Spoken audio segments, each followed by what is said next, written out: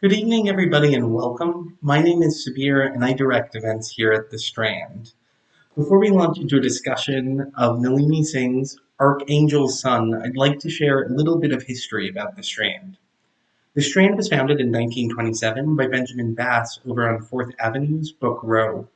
Stretching from Union Square to Astor Place, Book Row gradually dwindled until, after 93 years, the Strand is the sole survivor, now run by third generation owner Nancy Bass Whiting. We want to thank all of you for your support. Without our loyal community of book lovers, we wouldn't be here today, and we are so very appreciative of it. So, tonight we are thrilled to have with us best-selling author Nalini Singh for an event for Archangel's Son, another novel set in her beautiful and deadly Guild Hunters world. Nalini is the New York Times best-selling author of the Guild Hunter series, which includes most recently Archangel's War. She's also the author of the Changeling series and the Changeling Trinity novels. Nalini lives and works in beautiful New Zealand. You can connect with her online at www.nalinisingh.com and on Twitter at Nalini Singh and on Instagram at author Nalini Singh. Joining Nalini in conversation is fellow author Sarah J. Maas. Sarah is the #1 New York Times and internationally best-selling author of the Throne of Glass, Court of Thorns and Roses, and Crescent City series. Her books have sold more than 9 million copies and are published in 37 languages. A New York native, Sarah lives in Pennsylvania with her husband, son, and dog. You can learn more at www.sarahjmaas.com. So, without further ado, please join me in welcoming Sarah and Nalini to the stage.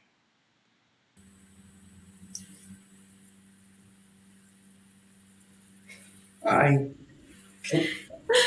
Thanks so much for the intro. Yes, thank you. It felt so weird to do like an intro, like I have like a stellar intro like that, and then like no applause. But I'm proud of you. Congratulations on the new book coming out. So Thank excited. you. I'm so excited. I feel like I'm having an out-of-body experience right now because you're one of my favorite authors of all time. I don't know if you remember this, but I remember. First time I met you, I burst into tears because your books mean so much to me. Like, I just absolutely adore them. I think you're one of the best writers out there, like, period. And this is just a dream come true for me. And so I'm just so honored to be here and celebrating your new book, and seeing your face there. Like, I'm screaming inside. Like, I'm like, oh my God, Nalini is there. We were just talking in the green room like normal people. Like, what is my life? Oh, thank you for that. It's surreal. Like, I was actually thinking the other day when we were emailing, and I was thinking of that moment when I first met you, and I thought, and I was at an RWA conference. I'd just done a workshop, and you came in, and I think you weren't attending the conference. I have a feeling maybe you were at Comic-Con next door or something. I think it was actually at RT in New Orleans. Did you go to RT? Yeah, I think that was it. And I just watched you in a or you were about to go on for a panel, and I just lost it. Like, I think I've told so many people the story about how I tried to explain to you what your books mean to me and how they've brought me so much joy and gotten me through so many hard times in my life. And just the waterworks started, and you were adorable. I just wanted to hug you. You were just so cute, and I remember, yeah, you were so passionate, and I just was like, oh, she's the sweetest. And I'm so glad we're here in this moment now, able to have this conversation. And yeah, it's cool. Like, if you could see the strands of time, that have led us to this moment. I wouldn't have believed it. Literally, I'm screaming inside right now. Just sweating. Like, I'm so excited. And I mean, I have like 2 pages of like lots of questions, and I know we're limited for time, and we want to fit in a bunch of questions from you guys, our amazing audience. So I am going to dive right in. So Archangel Sun is the latest installment in your incredible Guild Hunter series. So there might be some people who haven't read the book yet, so we're going to avoid spoilers. But you know, in a non-spoilery way, like what can fans of the series expect from this book? So, you know, the Guild Hunter series is quite dark. It's quite intense. It's emotionally raw. It's gritty. But with Archangel Sun, it just turned into a warmer book. And that's a little bit from the characters. And it sounds weird saying that because, so, you know, the previous book was Archangel's War. And I don't think it's a spoiler to say, you know, obviously they're dealing with the devastation, you know, of war in this book. But these two characters, their chemistry is actually hilarious because he is this big, brash archangel, and he's basically, I am awesome and women love me. And I adore Titus. He is one of my favorites. I just love that he's so out there. He's so confident. And we find out in this book that he has all these sisters, and his mum was a general. So he's like, he's been around women his whole life. He respects female strength. At the same time, he's like, yeah, no, I don't want to be. So his mom was kind of in control of all the men in her life. And he's like, no, I'm just going to have lots of women and never actually be in control, you know, like give control to one. And then we have Shireen, the hummingbird, who is like, she's known as a broken character through the previous books. Like there was something that happened and it made him mentally retreat. And so he's like, and so then the cadre is like, we're going to send you the hummingbird to help you, Titus. And he's like, why are you sending me this fragile artist that I have to look after when I'm fighting like the reborn? And then she turns up and she's like, so you're an archangel. Yeah, whatever. She's so not impressed, and she's wonderful. I mean, together they're wonderful because she confronts him in a way. You know, she sort of breaks through all these prejudices that he has, and at the same time, he sort of makes her. He sort of hauls her into life in this brilliant way, and I just love their interaction. So I think this is a good book to go into if you want that sort of dangerous element of the Guild Hunter series, but you also want to end up with a smile, because I think this book does have that element, and it just came out naturally because of these two characters. So were you planning their union for a long time? Like, I'm always so curious because you've written so many books now with so many like unbelievable pairings and characters, and I like, how far in advance do you plan all of these relationships? Do you just kind of let them come to you? Like, was this something in the works for a long time, or was it just something where like you woke up one day and was like, oh snap, they're gonna get together and it's gonna be amazing? It was the latter, actually. I literally did not see this coming. So I have loved both these characters separately for a long time, but they are just so different. I never even imagined that it could be anything that would ever happen.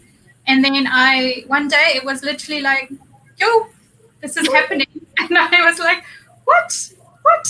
No. So I actually wrote some chapters. And as soon as they're together, I was like, oh, this is happening. Because the chemistry is just, I mean, it's insane with these two. And yeah, so I felt like these two grew to a point where they met, you know, like they had been going on these paths, and then suddenly it was like boom, and they were at that point. So they couldn't have been together at the start of the series as the people we knew then, but who they are now at this point in the series, yeah, they were perfect. But yeah, it was a real surprise to me. It was a real surprise to everybody. I remember sending my editor, like, hey, this is what I'm thinking of doing. And she's like, do it. And it's just exclamation marks. And I was like, okay, let's do it. I had to do it. They were just, they wouldn't leave me alone. It was their story, and that was that. I love that. I mean, those are the moments that I love most when I'm writing, is when two characters that I might have had different plans for originally, just all of a sudden you're like, oh, like you, and like now you're gonna kiss, and it feels almost like magic in the way that it's like almost out of your control. Like you suddenly realize like they each bring something to the table that will just make sparks fly, and this is a story you like have to write. And it's so hard to explain. Like, it's not like I sit down and I'm like, I've got a sheet of like the characters and like possible pairings, and I'm like, you and you. It comes No, together. it's not like that. It's that chemistry that just happens. And what you said about, what I find is that when it happens like this, it's easier to write because they're so ready. They are so ready. They are driving the story, and it's like, I'm just there for the ride. I am literally just writing what they tell me to write. And yeah, that's what I try to explain to people. Like, I have no control here. I'm the vessel of the story. We're like, what's the word? Amanuensis? The person who just writes what like someone else is saying. So yeah, that's what we're doing. Yeah, basically, exactly. So wait, do you have, like, you've written so many amazing characters and romantic pairings. Like, do you have a favorite pairing? Like, aside, okay, I always tell people the most recent one is my favorite, but like, do you have one, like in the Guild Hunter and Side Changeling series? Like, do you have like a couple that you love more than anyone else? I honestly don't, because yes, you do. You have to. Yes, you can't choose. This is not fair. You have to choose, so I'm just going to choose the question. No, it's impossible because they're like family at this point. Mm-hmm. It's impossible because they're so deep in my heart, and there's all the interconnected, relationships, and no. If you can't choose, I can't choose either. No, I mean, I don't choose because I'm afraid of what people will say and like any kind of war. And sometimes my mood changes. Like, one day I'll like that couple the most, but then I'll think or I'll write about this other couple and they'll be my favorite. And you're right, like they're like family at this. Like, I don't see them as my babies the way some people do. Like, I just see them as friends and family that yes. I'm like weirdly like writing their very sexy, intimate. But they live in our head, but they're still friends and family. They're very real. Yeah. And so it's like asking if all your friends are sitting in front of you and someone says, who's your favorite friend? Mm-hmm. And you're like, all of them. Well, so I have I don't know if, I literally don't know if this is like a fan favorite, but Drew and Indigo from the Side Changeling series. I've like reread that book so many times. I like love their book.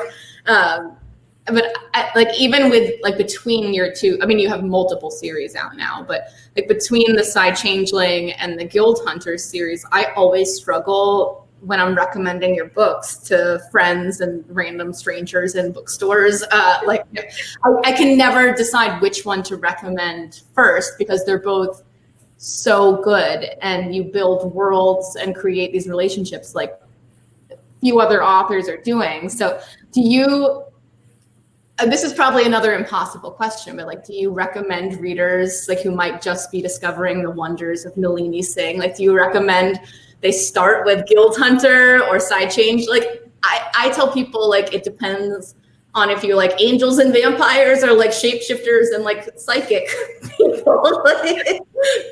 Yeah, I tend to do something similar. I tend to go more with, do you like it a little bit darker and grittier? Mm-hmm. Or do you like the warmth and more of the family connections? So I would, because I feel like that emotional resonance, it really sort of influences what type of books someone might like. Mm-hmm. So I tend to give them the choice of starting with Slave to Sensation or Angel's Blood. Mm-hmm. And at the moment, if someone's really new coming into the Side Changing series, I'll say start with Silver Silence, because that's sort of the offshoot series. And so if someone's scared off by the 15-book series beforehand, you can actually start with Silver Silence and you'll be fine. And also it's got bear shifters and they're awesome. But Yeah, but if I know that someone is really into urban fantasy or more sort of action-y type books, I would definitely point them more towards the Guild Hunter series first, and then go from there. I literally couldn't, like, I would just tell people, pick whatever. Like, I mean, you're absolutely right in the differences between those series, but they just have so much in common, like with the romantic pairings, and you write such strong, interesting female characters too, that, you know, that as much as I love like the guys and the sexy times, like I love that you created such a diverse cast of like female characters in like all of your work, that, you know, it's not just about, you know, how the characters look, but it's also their backgrounds, their different types of strength. And I mean, like Elena in the Guild Hunter series, she's like one of my favorite characters of all time. And like, just because she has these like levels and levels and levels of strength and like rediscovery of who she is. And like, you write books that sing to my soul. And I feel like I'm like gushing. Like, I literally told people I was going to like shit my pants talking to you. I was so excited. But okay, Guild Hunter. So like, this is a very silly question, but if you were in the world of the Guild Hunters, and you were an angel, because obviously you would be an angel because you are an angel, what color wings would you have? Well, I did think about this. I thought about this a lot, and I came to the conclusion that as long as I could fly, I would not care.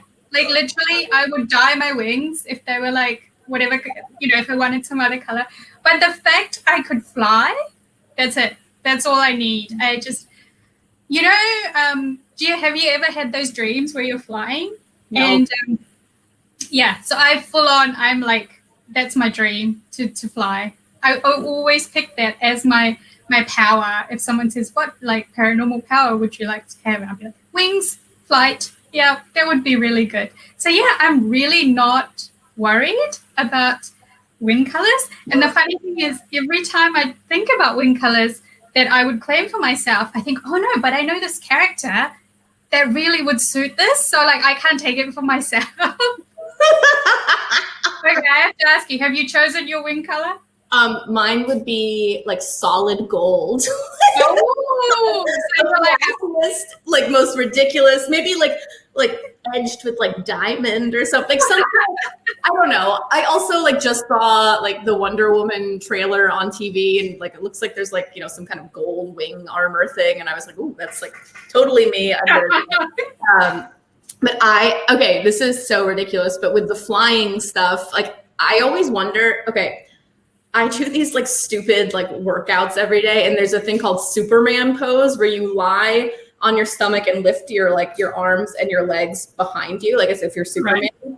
It is so hard on your abs and your back that I've now started thinking, like, if you're like flying, like, you know, flat out, like, is that like a strain on, like, do you think about the logistics of flying and like what it does to like your abs and your back? Like, you know, like I would need a flying like support, like a harness. Like my magic would have to like do all the work for me, because otherwise I'd just be kind of like slumping through the air, like not in that like graceful laid out position. I would just be like, I did actually look at the logistics of it, and the truth is, if you did it according to the musculature you actually need, people would not look human flying. So I just had to, I had to tweak that a little bit. And these are angels, so they have stronger bones and stronger muscles. And that actually comes up in the series, that how much strength it takes to fly is a point that's made. That's partly why they are so powerful just physically. Because, as you said, flight takes power. And Elena, when she first starts out, she can't do vertical takeoffs. Yeah. Because it's a massive amount of power to get yourself into the air from a vertical position. So she's always trying to find buildings, she can glide off to get herself aloft. So yeah, I do think about these kind of things. I think anytime you build a world, these are the questions that come up. And at some point you have to make these authorial decisions of which direction am I going to go? Yeah, well, I love that about the books, was that it wasn't just like these magic powers. Like Elena actually had to work to get into the skies. And like in my Court of Thorns and Roses series, like one of my main characters like develops the ability to shapeshift. And of course, like any person would, she decides, I'm gonna get wings and like, you know, learn how to fly, but it's really hard. It's hard work, right? Like steering, like you're like when do I like turn? And like I mean, that's kind of, those are the fun moments that I think really bring a world to life, and those little tiny details that touches, yeah.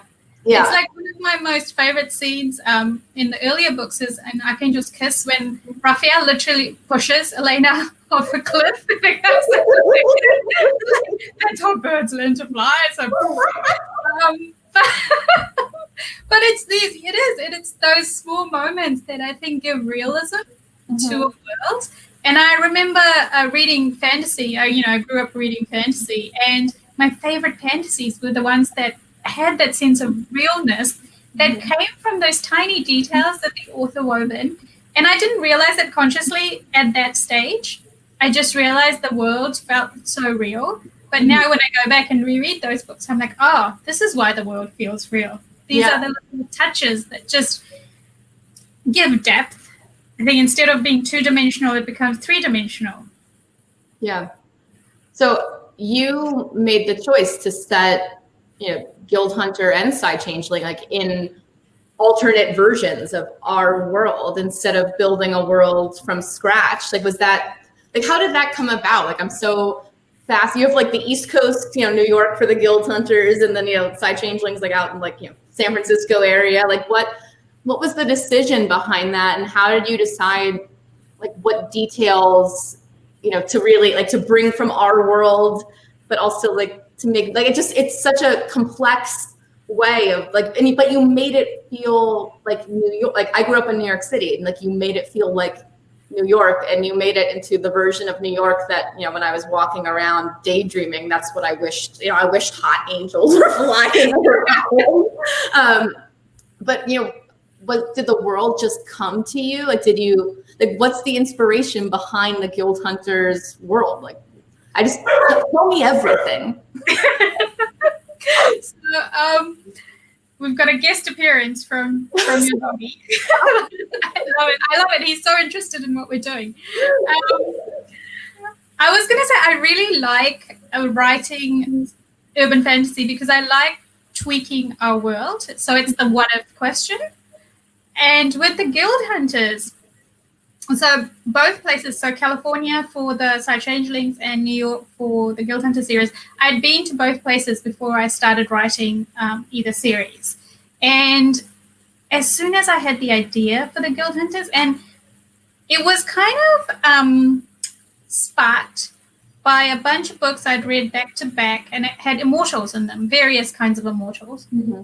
And I just felt like they were acting too human.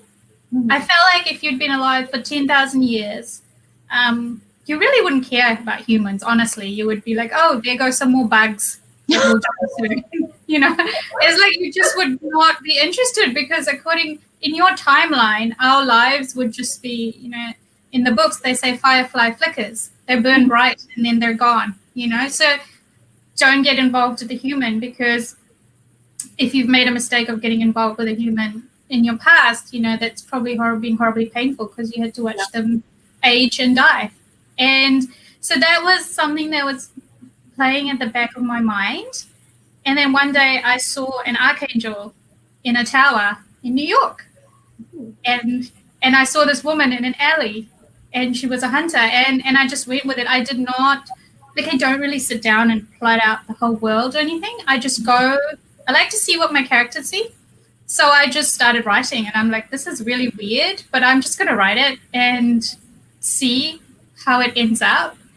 And that's how it started. And I just, each time, we started in Elena's point of view, and each time she stepped forward, took another step, I saw more and more of this world. And there were pieces in there that my brain was putting together that I consciously wasn't aware of. So the Wing Brotherhood appears in Angel's Blood, and then they turn up like way later in the books. and somehow that was there. Like the element was there, even though I hadn't consciously done it. But yeah, it just came to, it's that what if idea, what if the immortals existed in our world, and what would they be like, and how would they interact with humans? And then it just went from there, and now we're at book 13. Wow. Congratulations to you on that. That's incredible. Thank you. One other place I want to ask you about is Morocco. So like, do you have have you been to Morocco? Because Elena has her ties to Morocco, and then Archangel Sun opens in Morocco, and I've never been. It's one of my dream locations, and I just I'm so curious about you and your travels and how they influence what you write. Where do you travel and just constantly have your brain going, making notes? Did you take a trip to Morocco and suddenly you were like, yes, this is the place, and that will influence me? And what's it like? I know writers hate the question of where do you get your ideas from. I hate getting that question because it comes from so many places, but it just from stalking you online, it was you travel a lot. And I'm curious what kind of a role traveling plays, and why do you pick some places? Do you know ahead of time that you're going to go to a place to research, or do you just travel and then you're I'm totally going to add this into my books? So it's a little bit of both. With Morocco, I already knew that's where I was really interested, and I thought I had I knew about Morocco, and I just felt like it was the right place. And then I had the opportunity to go there. So I did. It's fantastic. You'll love it. You must go when you can travel again. And I actually spent the night out in the Sahara Desert, and that was just incredible. Wow. I went all over, and it was amazing. Just breathtaking. And while I think you can research any place, particularly now, from your computer in your office, you can research anything.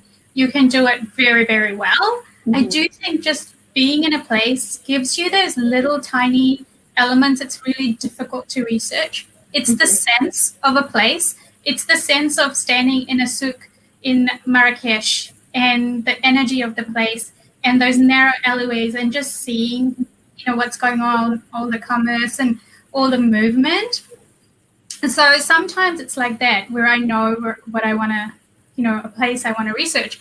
Other times I see a place and I just went, whoa. And that happened with Beijing.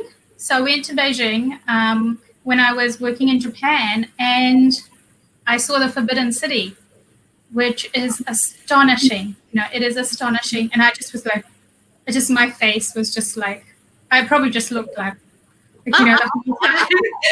And I knew Li Xuan was, this is her place. And it just so well represented her, the grandeur of it and the age of it and the history. So sometimes it's like that. I see a place and it just resonates, and then the story is there. And every so often, and with the Forbidden City, I actually had been there years before I wrote Archangel's Kiss. And I had kept it at the back of my mind all this time, and I knew there was going to come a character where this would play a role in their book, and then it came. And the other thing I'll say is I think travel in general has really made me aware of the diversity of the world in every way. And it's just much easier to write diversity when I've just been surrounded by it all the time. From where I live, countries I've lived, and the people I've met, the places I've traveled through. And it's just all these little pieces of the puzzle of the world. And I think they all help color my characters, because I am very aware that how I think is not necessarily how everyone else thinks. Right. I'm so curious because you live in one of my places that gives me inspiration, New Zealand. I've been twice now, and every time I go, I'm making, I get pages and pages of notes on my phone from different places that inspire things in my books.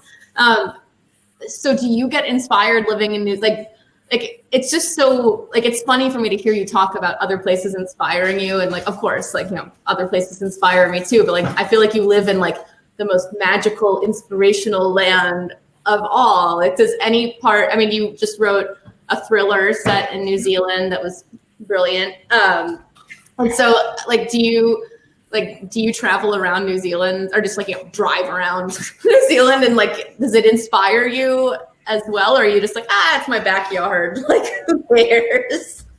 No, it does. And the funny thing is, we do drive around a lot because it's just breathtaking, and it's quite empty, large parts of it, particularly in the South Island. So you've got these incredible views and very little traffic and things like that.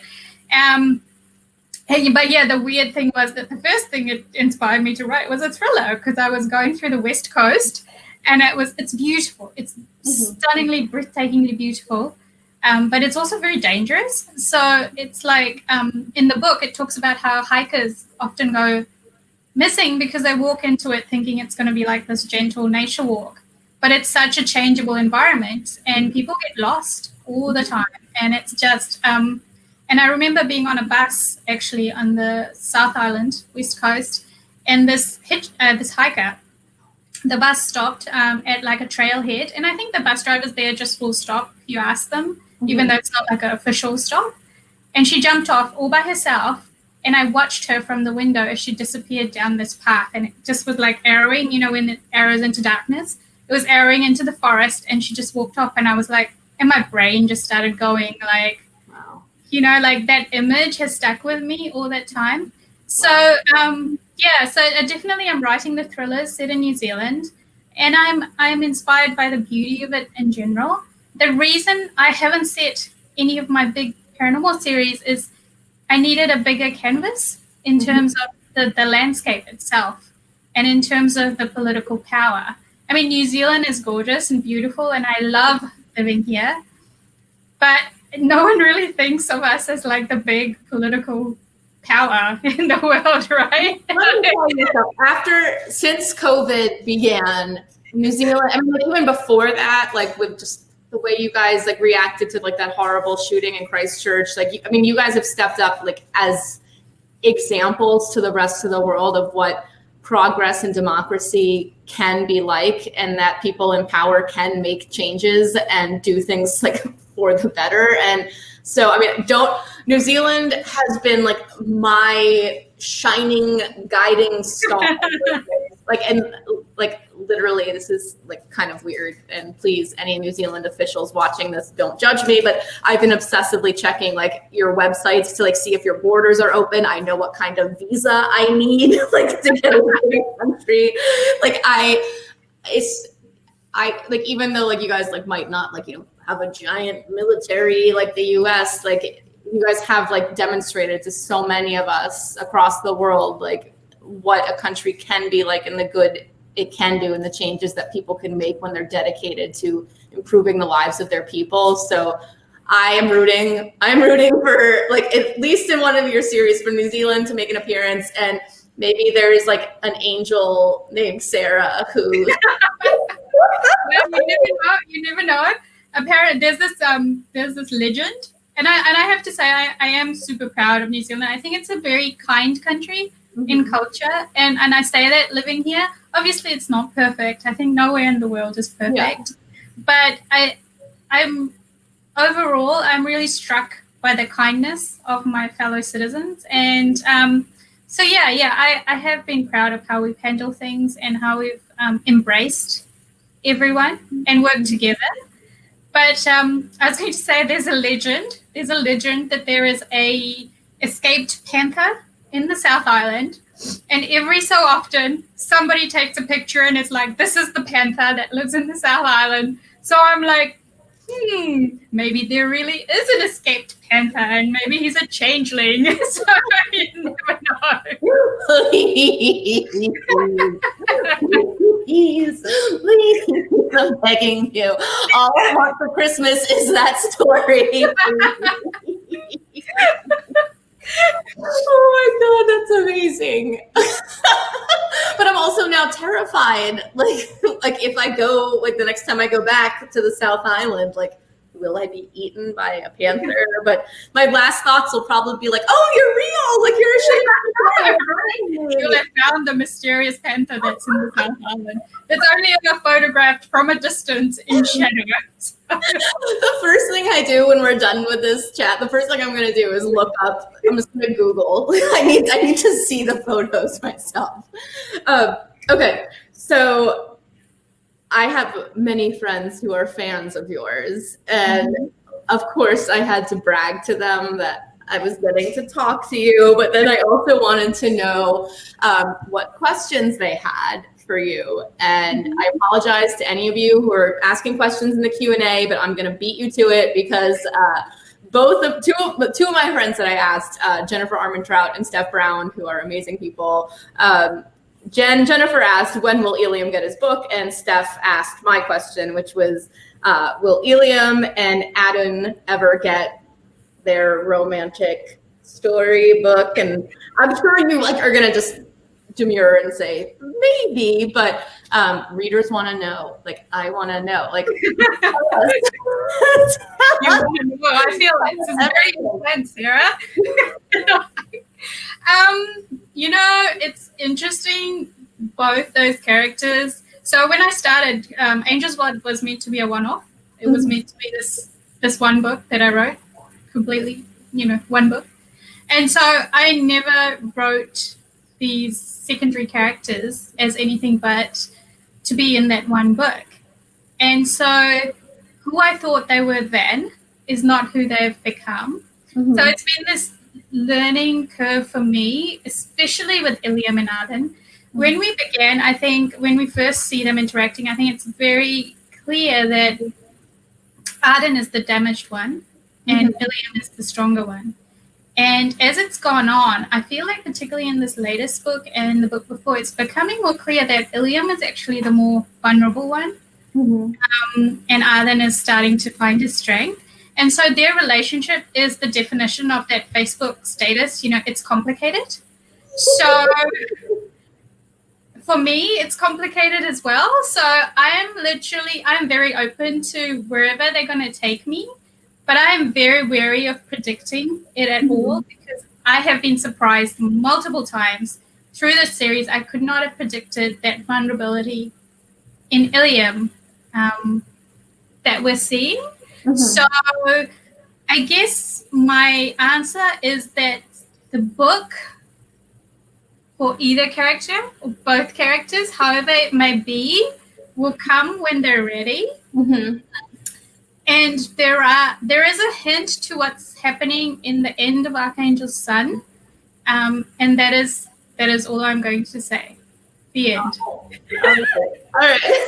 It's so weird for me to be the one grilling you about pairings because every event I do, I feel like I get grilled about like, will so and so get together, and like I get so overwhelmed, but I'm getting such a sick pleasure out of like grilling you and everything. Are they going to get together?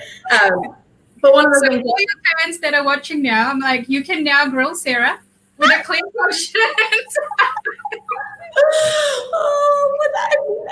I thought you just gave a very graceful answer, though. Like, I love what you just said about, characters walking onto a page and they wind up becoming someone over the course of the series, becoming someone, different than who you initially imagined. And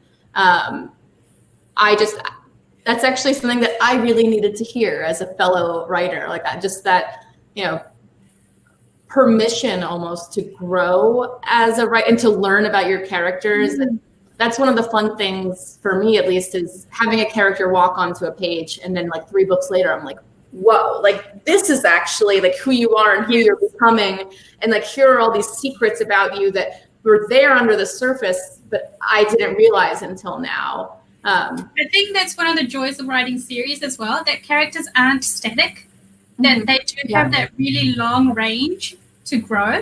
And and you would definitely see these in your books as well, because your characters, go through this whole process of growth and change.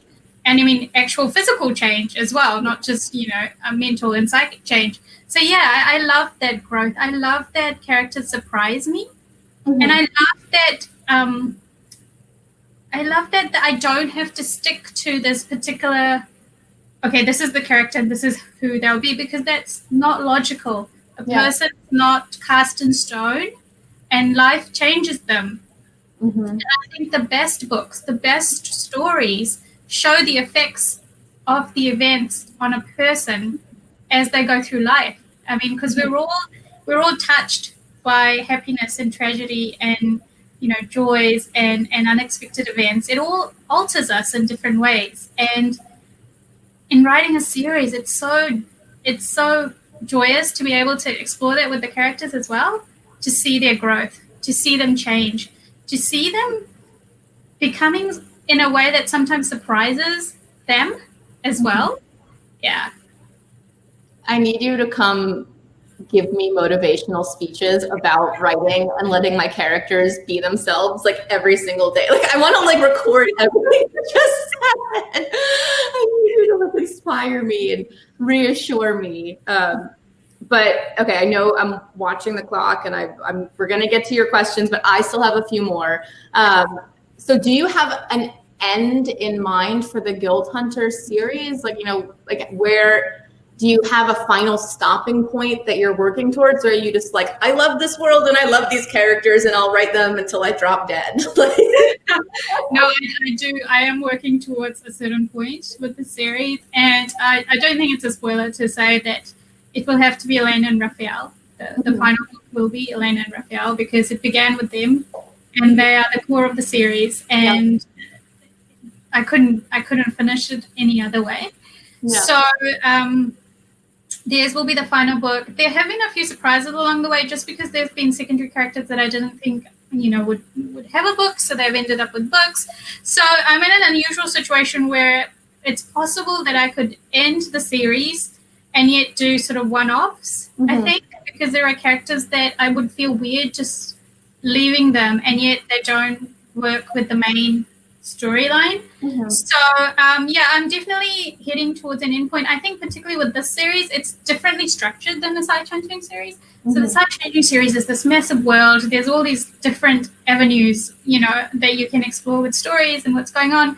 With the Guild Hunter series, it's far more linear in terms of what's happening in the world and, you know, and the aftermath and dealing with stuff. So I don't want to stray off that path too much. Like it's okay to take little detours, like we went to Africa and Archangel Sun, but it still ties into that overall story of what's happening, what happened in war. It's a continuation of that story. So yeah, I am heading towards an end point, and I've always said it will be shorter series than the Side Changing series. But yeah, so I've come to the realization there may be like offshoot novels about particular characters. I actually would like to do some about some of the really old characters and not just do the present day, but actually do who they were and who they became. And that would be really cool to do. So yeah. I mean, no one should panic yet. I mean, it's not going to finish like next year kind of thing. So we're good for a while. Well, what are you working on right now? Can you tell us, or is it secret? Oh no, I can tell you. I'm working on Last Guard, which is the next Side Changeling book. Nice. So it's so it features anchors who are kind of a mysterious designation in the Signet, and it's cool. It's good fun. It's actually it's quite a tender book. So it's really nice. I sit here and I'm like, oh, it's so cute.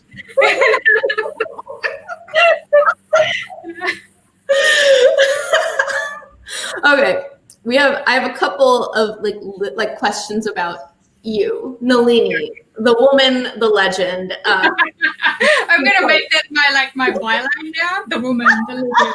Sarah J Maas censor. That's like literally how I see you, and I'm asking you these questions like not to like fill time for this event, but because I literally want to know everything about you as a person and I want to be your best friend. So my first very serious question is, what's your favorite writing beverage? Are you a coffee or a tea person or something else entirely? Tea. I have a serious tea addiction. Like, you should see my tea shelf. Like, I don't even know how many types of tea I have, so it's a problem. And then I still go and buy more tea because I'm like, oh, I don't have this tea. So one of my favorite teas is a creme brulee tea. Ooh. So it's very tasty. It's black tea, and then you put milk in it, and it just has like this aroma. And then there's the cherry flavored tea, and I could just go on tea all the way. I waver between, like, right now I'm in a coffee phase, but for the past like 10 months before now, I was all tea all the time. Like, I have 2 separate tea drawers, like, that are just crammed to the, like, I can't even shut the door all the way because there's your house. It would be all right. Because you would have the tea. You have the tea supplies. Oh my God. When we started to go into lockdown, the first thing I ordered was like massive bags of my favorite kind of breakfast tea because I was so afraid of the supply lines collapsing and of all the things I needed, like not food for my child, staples. It was my tea. So you're always welcome at my house. So do you have any pets? Are you a dog or a cat person or like a pet rock kind of person? Okay, so I'm a crazy plant lady. So my house is like a forest, and it's it's a forest in how should I say it, in training, because I'm not yet at the level of forest that I want it to be. So I literally walk around every day and I talk to my plants and I make sure they're doing okay, and I spray them with the mister, and it's this is what I do. Do you have a favorite plant? Oh, there's like 4 plants in the office listening to me right now, so I can't. That would hurt their feelings if I said that.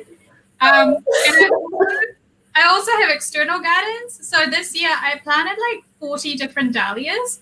Wow. So we'll see. Wow.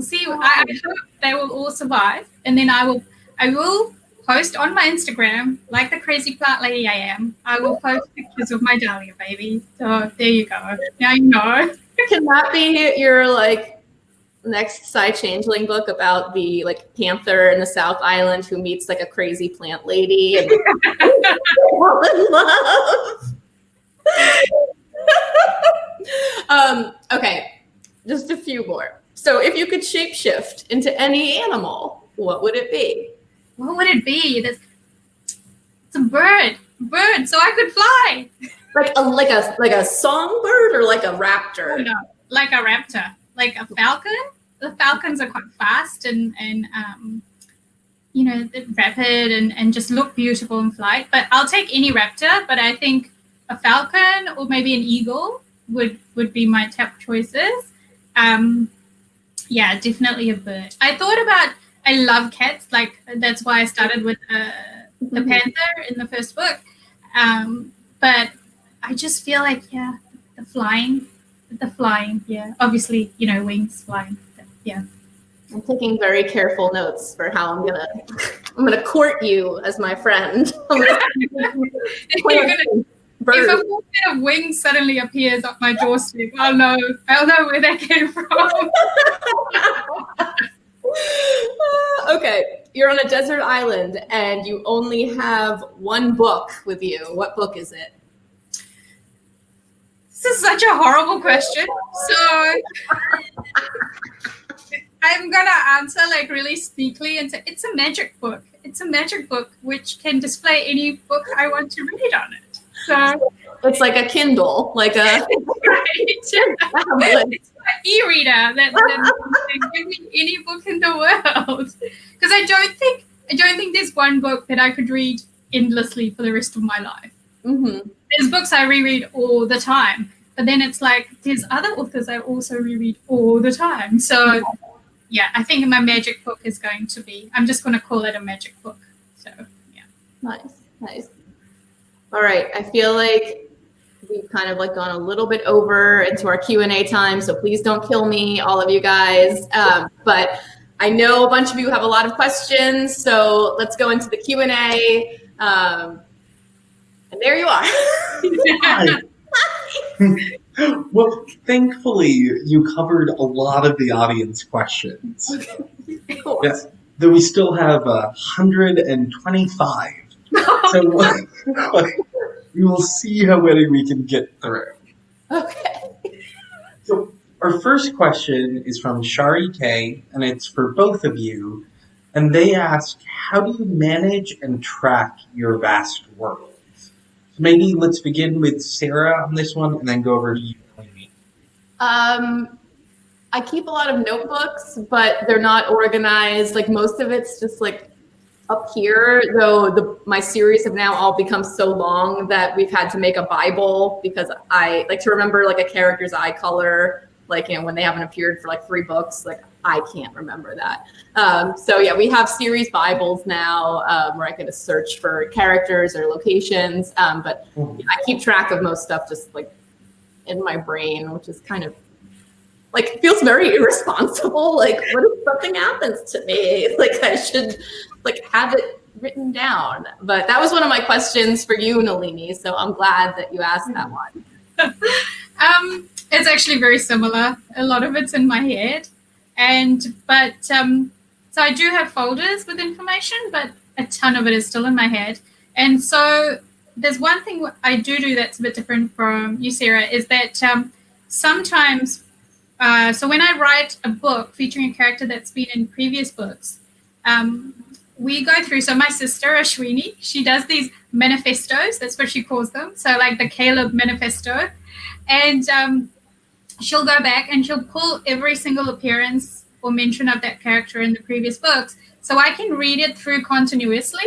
And so that's how the characterization I can make sure is absolutely seamless through the books. And and I do a lot of rereading as well just to maintain that coherence. But yeah, I love the manifestos. They're awesome. I currently have multiple manifestos on my desk. Can I hire your sister? Is she available? She has to be with me forevermore because she is the best. That's incredible. I can't imagine. Yeah, it's really useful because I'm always aware that there's stuff in my head, and I think you'll find this too, Sarah. Is there's stuff in my head about characters that's not necessarily in the page on the book, and so readers don't know that information, but I do, and so I have to be very aware of what I've told readers and what they don't know. So when I write the story of this particular character, I can make sure I can fill those holes so they do have that information to understand who this character is. Yeah. All right. And our next question is from Tasmia, and this is for you, Nalini. She asks, will Raphael and Elena have babies? I'm addicted and need more.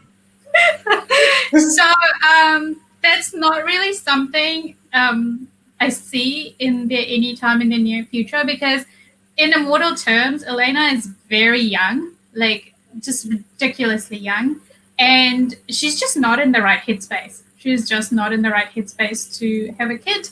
And I'm trying to think. So it's funny that in my head, the story is continuous. So sometimes I have trouble saying which book something happened in. But I think it's at the end of Archangel's War where they have that discussion about children, and that's where they are at the moment. It's not something they really are thinking about or in a position to really face, especially Elena, because of, what happened in her past to her family. And yeah. And then our next question, which was the third most popular one, was, is there any chance William will have his own series? He seems perfect to carry the series, seeing his ascension is near, and it'll transition perfectly to post-casting.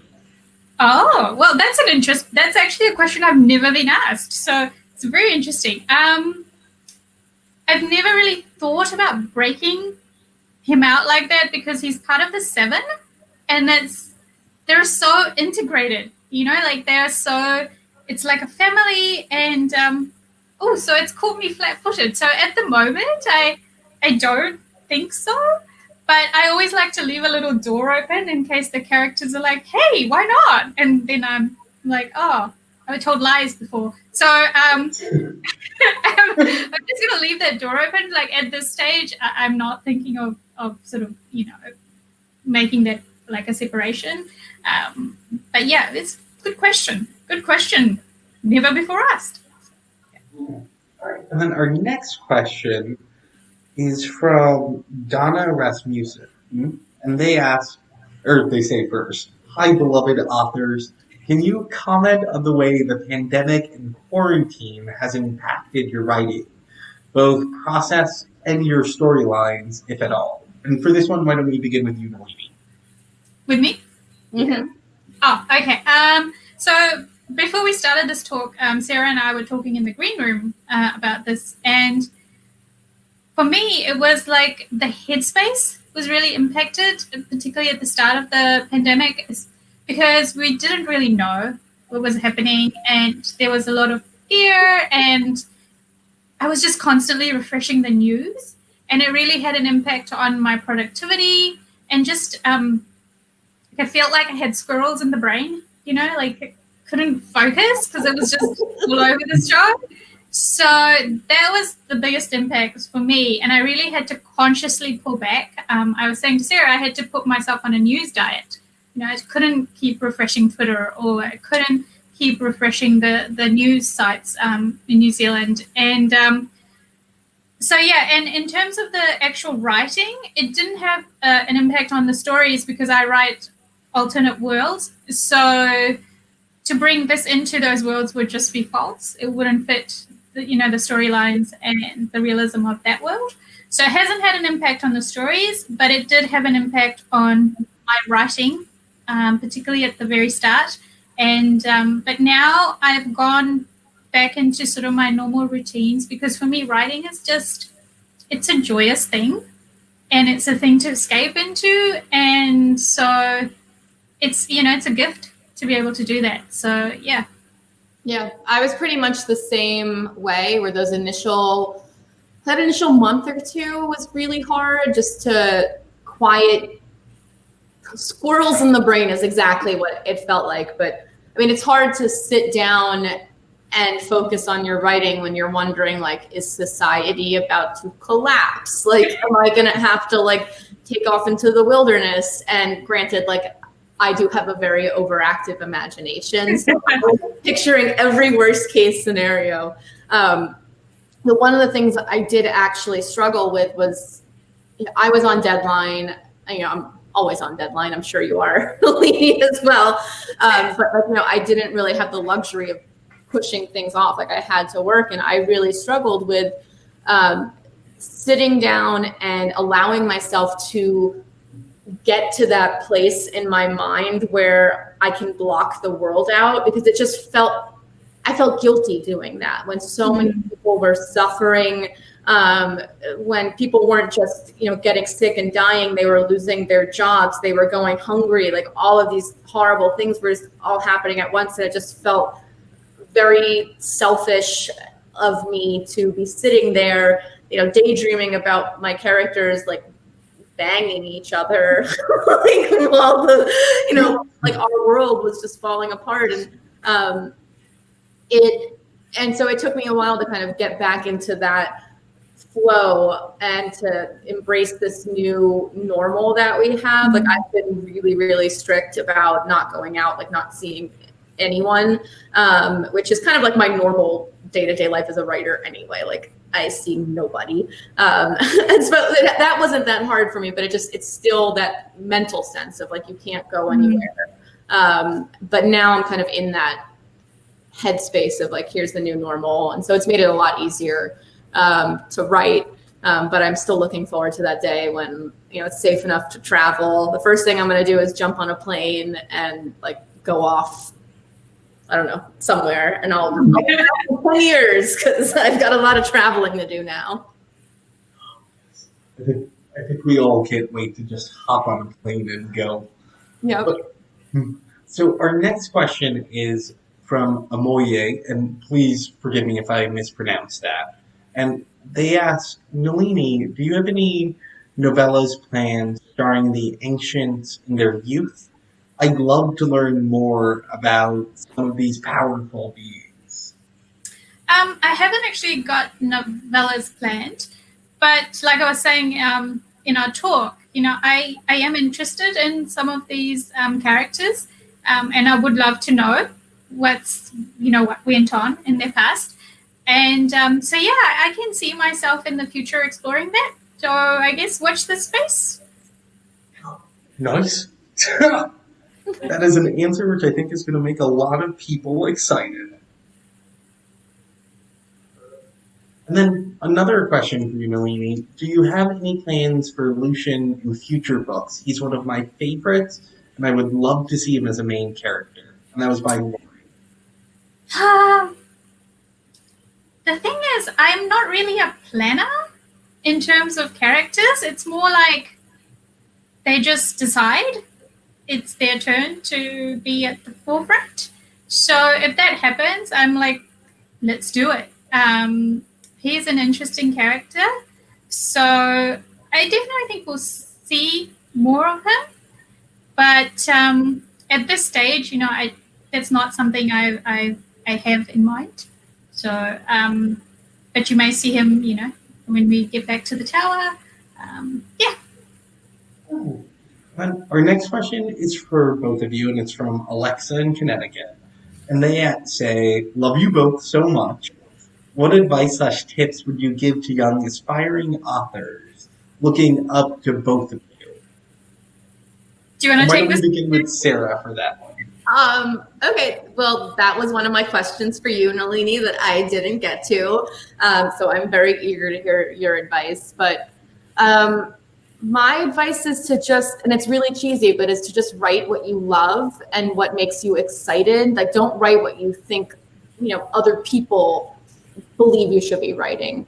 I write fantasy and romance, and I can't tell you how many people have rolled their eyes when they hear what I write, or suddenly hear that I write I write stories about strong like heroines, and they immediately just kind of like dismiss it. And but these are the stories that I've been excited to read and to write, and so just follow your passion, and like that's going to carry you a long way. And don't ever listen to the people saying that your writing's not good enough, that you're not good enough. Like I had plenty of people tell me those things. And at the end of the day, what was stronger than that was my love of writing. So if writing's what you love, follow it and, keep at it. And, even if it takes 10 books to get published, if that's what you want to do, like just show up every day, show up at your desk and write every day. Now give us your wisdom, Nalini. I was going to say, it's very similar to what you said. I think the writing has to come first. It's very easy to fall into this thing of how I'm going to market something. Is anyone going to like it? But it doesn't matter. The first thing is the writing and the story. And so just write. Just write what you want to write. And believe in yourself and believe in your story. My success has always come from just writing these weird stories I had in my head. I just wrote them because I just wanted to know the story. And so, yeah, just write with your passion. And the other thing I would say is, and in a way, it's just paraphrasing what Sarah said, which is protect that light inside you. There are going to be people who want to put you down. And if you are really a vulnerable person, like for your writing, you don't need to share it with anyone, until you're ready, until you're at a point where you are confident enough that you can take any criticism that's going to be sent your way. So I didn't share my writing with anyone for a long time, because I started writing really young, which I think you did as well. Mm-hmm. And for me personally, I didn't share early on because I needed to get to a place where if people saw it and didn't like it, I would be like, well, that's okay. I still like it. This is the story I want to tell. So yeah, just write and it's okay to protect your work and until you are ready to share it. Thank you guys for staying a bit over. I will ask you one last question and then you are free. And this one's from Aaron, and they ask, and this question is directed at both of you. How do you write a villain? Or rather, how do you decide on the big event / person that the good characters have to fight against? Why don't we start off with Sarah for this one, and we'll give Nalini the last. You know what, Nalini, you start. My computer is about to die. Let me go grab my charger. I'm literally at like 3% batteries. For Nalini, I'll be right back. Okay. With villains, the important thing is that they are 3-dimensional characters. The worst thing to do is to, unless you're writing a comic book, to write a comic book villain, which are very sort of over the top type villains. And even in comic books, you know, if the series continues, they start to get depth. You know, they become more than just the antagonist to protagonist. So a villain, an interesting villain, is not just a bad guy or a bad woman. So one of the most interesting characters in my series, the ones that readers actually ask me about constantly, is Nikita Duncan. And Nikita began very much as a stereotypical villain. And yet she has developed into this really interesting character to the point that people are like, when is Nikita's story coming out? And I'm like, did you guys forget what she did in the earlier books? But she is a super, super interesting character. And even I am fascinated with Nikita's and her growth. So that's the important thing, I think, with villains is give them depth. Spend the same time on developing the villain as you do developing the protagonist and the other characters. And yeah, I think that's what I want to say. Yeah, I basically have the same advice. Like I try to approach my villains as the heroes in their own story. And I feel like that's a cliche thing to say, but that's kind of like the way you craft a villain is to just think about like what's their history? How did they get to this point, this viewpoint? Like why are they willing to cross these lines? And I love writing like point of view scenes from the villain because I kind of like method act when I write like, super into my characters. And so like, not that I'm like, you know, a crazy, like murdering psychopath, but it's like fun to just like get into that character and to like ooze that like kind of evil. And like, it also like doing that allows me to sink into their head and like their memories and their past and to look at the world through their eyes with like the bulk of their history behind them. But yeah, I mean, like, I think with villains, it's often like you see the tip of the iceberg as the reader. And I mean, I think you said something similar to this, Nalini, about like, like we know a lot more about characters, you know, than you guys ever will. But with making a good villain, like you want to make sure that that tip of the iceberg has all the juiciest, scary bits. Well, thank you both so much for an incredible conversation. I know you can't see the chat, but the fans have been losing their minds with just joy and appreciation. Well, thank you so much. And Nalini, like I can't even begin to tell you what like an honor and dream come true this was for me to do this event with you. And like I'm probably gonna close my computer and I'm gonna Google the like escaped panther in South Island first, but then I'm gonna cry because this just has been something that I've dreamed about doing for so long. And your books mean so much to me and your newsletters bring so much joy to my life. And just thank you for all the good and love and light you bring into the world. And this was just fantastic for me. So thank you. And thank you for everyone who showed up to watch.